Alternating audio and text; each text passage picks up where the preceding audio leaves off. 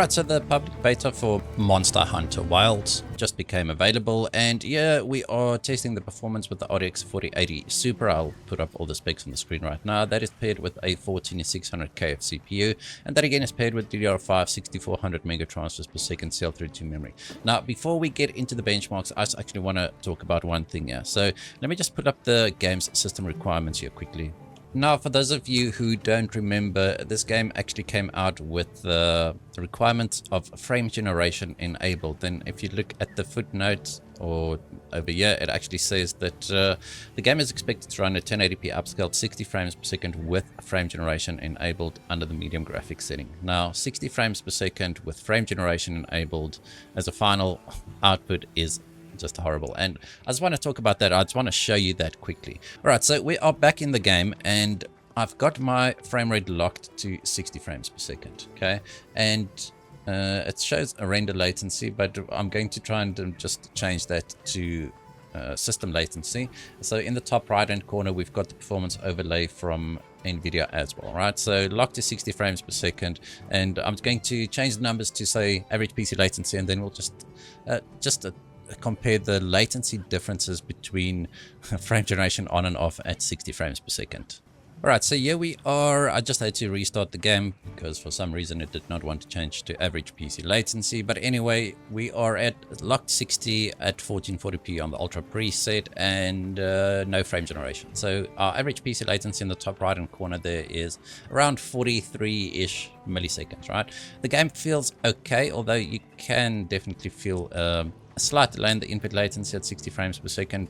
I personally prefer to play at a little bit of a higher frame rate just because of the motion fluidity and the input latency, but you can see 40, let's call it 43 milliseconds, right? So I'm going to go ahead and just enable frame generation. Yeah, so the good thing about the game is it does support FSR frame generation and DLSS frame generation. So let's just enable that DLSS frame generation quickly, because that's the only one that actually works with the NVIDIA performance overlay.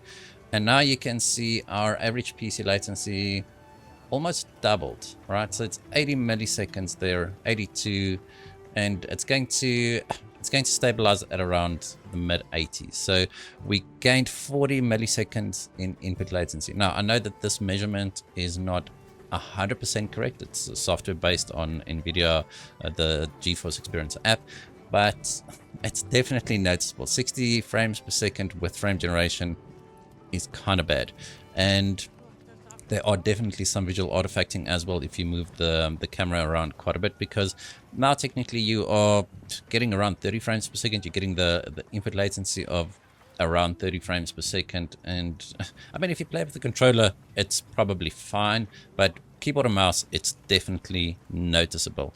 Not as bad as a first-person shooter. If I get 80 plus milliseconds in Cyberpunk, for example, the game is pretty much unplayable for me personally.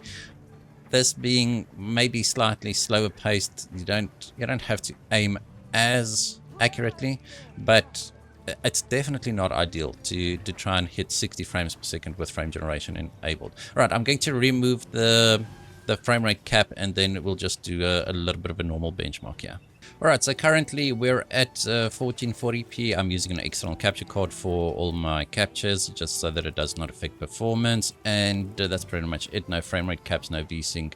And then I'm just on the Ultra preset here with DLAA enabled, so native resolution, and I think that's pretty much it. I did change one or two things here just to the highest setting as well, but these are basically all the settings, and then I disabled vignette, and I think that's pretty much it.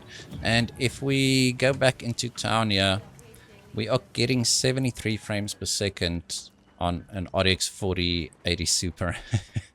We are fully GPU bound, although look at our GPU power. This card is capable of doing 330 watt. There's no undervolt, no power limits in place here. We are getting to 128, let's call it 220 watt power draw on the GPU here. The CPU is doing 110, 120 watts, so quite demanding there as well. The normal RAM is sitting at 16 gigabyte used. Sorry, I just had a sneezing attack there. And VRAM usage is sitting at 11.2 gigabytes. So 11 gigabyte GPUs Not going to be able to run this game at 1440p native on the Ultra preset. And even then, you're not going to get a playable 60 frames per second experience, especially in town. I'll test outside now as well. We can't run outside. We need to ride outside for some reason. It's kind of annoying. Anyway, so 70-ish frames per second here. Average, our 1% lows are sitting at 54 and our 0.1% lows are sitting at 46. Definitely much better than Dragon's Dogma 2 when it comes to stuttering and hitches, and the lows definitely much better than them. The visuals aren't horrible, but I don't think that this game has ray tracing, right? There's no ray tracing options. The lighting, everything looks quite good, but the performance is severely lacking here, I think. Now, if we go ahead and enable DLSS here, we'll just go with DLSS Quality, right? And I do think we are slightly-ish CPU bound-ish, right? Because we did not see that bigger boost to our frame rate. Now our GPU usage is sitting at between 80 and 90, give or take. And we did not see that bigger boost to our frame rate. We're still dropping into the low 60s. I saw 63 there. So now we have become CPU bound with DLSS set to quality. And this is where frame generation will help you the best, basically. It's just when you are CPU bound, it does have a little bit more headroom to help you increase your frame rate, right? So it increases motion fluidity and not responsiveness, but motion fluidity is kind of important to somebody like me, so I do like it. So let's see if we actually get some DLSS scaling. I don't think we would. We're getting 86 frames per second, yeah, and then on DLSS balance we're getting 86 frames per second. So we are CPU bound now at this point, so any further DLSS changes aren't going to make a difference. And you can now definitely see we are using DLSS. There's quite a bit of shimmering, a lot of pop-in actually for some reason. I'm not sure if it just has to load in again. And using DLSS balanced actually did not reduce our VRAM usage. We are still sitting at 11.5 gigabytes of VRAM used. So 12 gigabyte GPUs are really going to struggle a bit here. And then frame generation actually increases VRAM usage again. So it's going to be rough. But sure, this is a beta version. It might improve, but I don't think it will. That's my personal opinion, my personal feeling, just looking at how they treated Dragon's Dogma 2. I don't think it's going to improve much. All right, so let's go back to DLSS quality, and then we'll just enable frame generation. Then we'll do some preset scanning as well. All right, so we are back. Let me just get rid of the lows there. We are back at 1440p Ultra with DLSS set to quality. No frame generation. We're getting 81 frames per second here. So let's go ahead and enable frame generation quickly. All right, so we went from around 80-ish frames per second to 120 frames per second. So around a 50% increase in our frame rate. And once again, you don't see the benefits of a higher frame rate when it comes to the input latency, because it does increase the input latency slightly. Right, I'm sorry, it still shows render latency. That was a big stutter there. It still shows render latency instead of average PC latency. I'm not sure. It's supposed to change to average PC latency when you use reflex, because then it's able to measure the latency then, but for some reason it's staying on a render latency, so I'm not going to be using that. All right, so 113 frames per second here. It's kind of rough on an RTX 4080 Super, right? Especially considering we're using DLSS quality and frame generation, and there's no mention of ray tracing whatsoever, unless I missed it. Maybe just let me know in the comments below. But we are using 11.6 gigabytes of VRAM. All right, so 113 average there. 77 for 1% lows and 0.1% lows are sitting at 45. Definitely not a good showing, and considering our GPU power is sitting at 240 watts. I mean, we're definitely not making full use of the GPU here. All right, so let me go back to native, and then we'll just do some preset scaling, and then we'll go to 4K. All right, so we are back, and I actually just want to stand still to do this. As I said, the visuals look quite okay. The lighting looks pretty good, actually. Right, so, but if we...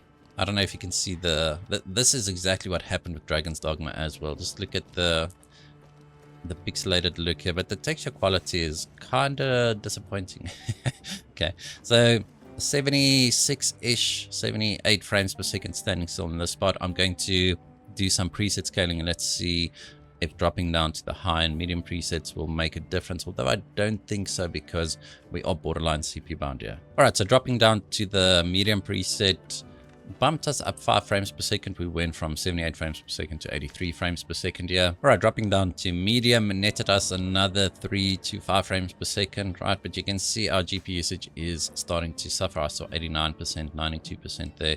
So we are becoming CPU bound at this stage. So I don't think the graphical preset will make a difference here, but let's just try the low preset and then we'll move on to 4K. Right, on the low preset, we are still seeing around 88, 90 frames per second. So in total, there's still a lowest preset, but I'm not going to be using that.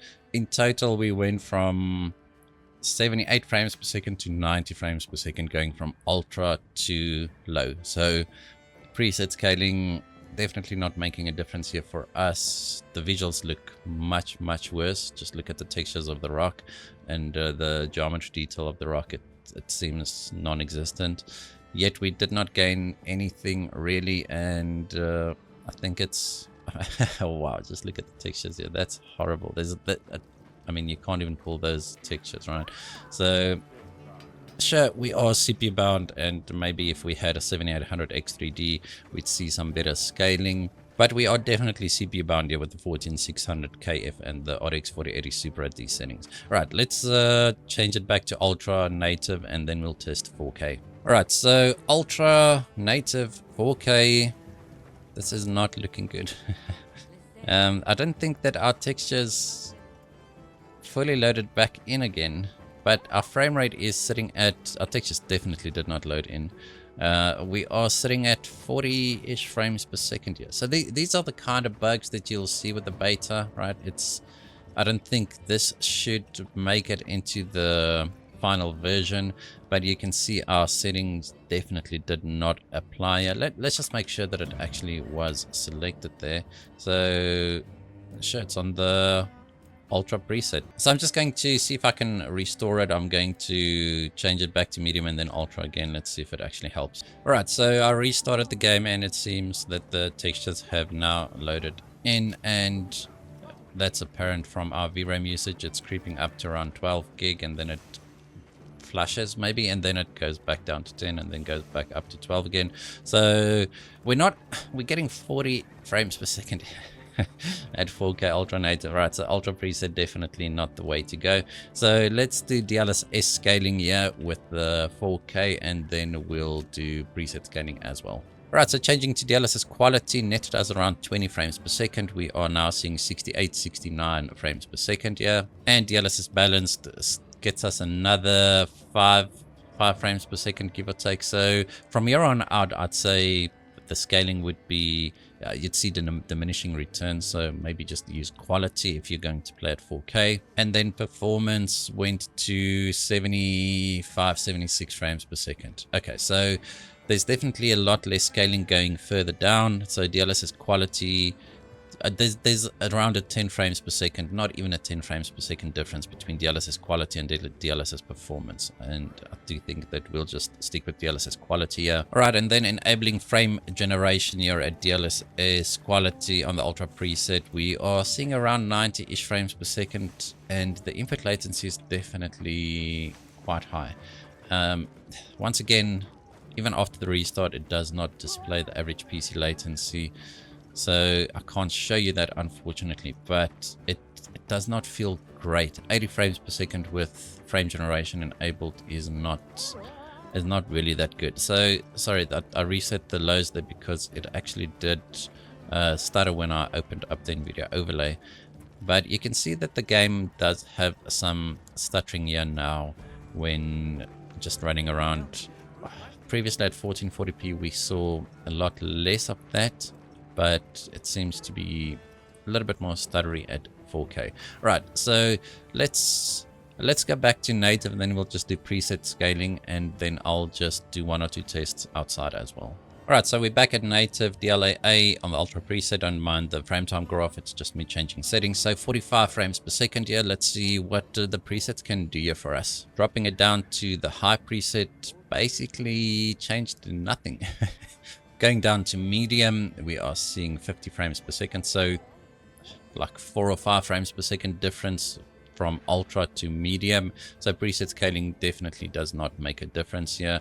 As you can see, our GPU power is still sitting at around 250, 260 watts. And then on the lowest preset, we are seeing 55 frames per second. So we went all the way from 45-ish frames per second on ultra to 54 frames per second using the lowest preset. That's that's a change of around 10 frames per second, but the visuals took a massive hit. All right, I'm just going to change it back to 1440p. Then I'm going to go out in the wilds just to see what the performance there is like. I'm not going to repeat all these tests, but if we just get a baseline performance, we should be able to make comparisons. Right, so just for baseline, again, 1440p DLAA on the Ultra preset, we are getting between, let's call it 60-ish frames per second, right? It does drop below 60 frames per second. I think it's because it's nighttime. There is dynamic weather here as well. You'll hear your palico or cat, whatever it's called, tell you that the weather's about to change, and then there's storms, whatever, and those are also a little bit, it does affect the performance as well. So let's go outside. Let's call it 70-ish frames per second here. Let's see what performance is outside. Let's leave it up because it actually does run all by itself. And we are still seeing around the same performance as what we saw in town, around 60-ish, 60 to 70 frames per second. And it's actually quite cool that it does run by itself. It wants me to fight something. I'm definitely not going to be fighting. I do suck in, in this game as well. I suck in a lot of games, right? But outside here, just wanted to run around 60-ish frames per second. So it can run. Let's do DLSS quality, and then we'll do frame generation. I just want to see, oops, that's the wrong button there. Actually, it is the right one. So DLSS quality, and that's 80 frames per second now. Whoa, that's a big dip there. 70-ish frames per second still. So even though the GPU usage is saying 100% usage, we are probably CPU bound because our GPU power is sitting at 250 watts, which is quite low, and it's not ideal because we do not see that bigger boost to our frame rate using DLSS at 1440p. Yeah. Right, so let's go ahead and enable frame generation, and then I think we'll end this video. I'm not going to rerun all the tests yet because the performance seems to be quite similar in the wilds as it is in town. And up here, it's actually a little bit lower down here, okay, because we are seeing 100-ish frames per second, where in town we were seeing 120-ish frames per second, right? Obviously it goes up and down quite a bit. These guys are quite aggressive. Below 100 frames per second here on the 4080 Super. That's rough. The game is extremely heavy. And I think if we just have a look at the GPU power here, even though the GPU usage is sitting at 100%, the GPU power gives us a good idea that the GPU is not really being utilized fully here. Alright, I think that's going to call it before I die here. I hope it just gave you an idea what the performance is like. We'll do a new video when the game actually releases next year, see if there's any improvements, so stay tuned for that. But until then, I hope you guys enjoyed this video. If you did, hit that like button, hit the subscribe button, and as always, we hope to see you in the next one.